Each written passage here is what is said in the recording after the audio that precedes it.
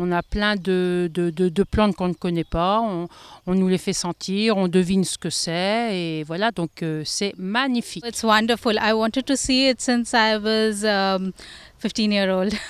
I read about this in one of my books, biology books. Bonjour, nous sommes au jardin botanique de Pamplemousse, le plus vieux jardin de l'hémisphère sud. Certains gens disent qu'il se meurt petit à petit, mais est-ce vraiment le cas? Nous sommes allés le découvrir.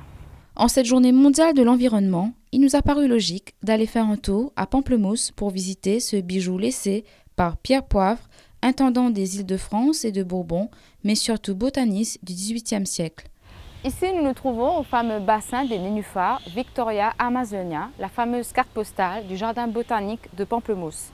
Même si le bassin est à moitié vide, nous ne pouvons ne pas admirer ces petites fleurs blanches le jour et qui deviennent violettes la nuit. Nous n'avons pu nous empêcher d'entrer, de remarquer qu'un arbre a été abattu. Cet arbre, de l'espèce Agathis robusta, a été rongé par les termites. À la place, un frangipanier a été planté. Il en existe heureusement d'autres espèces dans le jardin. La principale préoccupation des botanistes, les plantes envahissantes qui poussent avec aise dans notre climat tropical. Le personnel affecté au nettoyage est insuffisant pour une superficie de 37 hectares. Le jardin a du coup, au fil des décennies, perdu son éclat d'origine.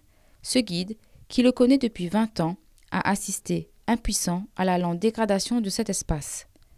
Il tire également la sonnette d'alarme, car pour lui, on ne peut couper un arbre de plus de 20 ans sans savoir comment le replanter. Donc les plantes envahissantes, pourquoi? Parce que je ne pas nettoyer comme disait. Avant, il y avait des suivis assez réguliers. On ne coupe pas une plante qui a été au moins une vingtaine d'années, parce qu'on ne peut pas planter. On ne coupe pas la nature qui a été naturelle, on le défigure. Il nous présente un album photo avec des clichés du jardin datant de 1919. D'après lui, le jardin a perdu son prestige par la faute de l'homme, négligent, pollueur. Mais il n'est pas trop tard pour ce patrimoine. Un management plan est en gestation, le projet des autorités, créer des zones à thème avec l'introduction de nouvelles plantes indigènes.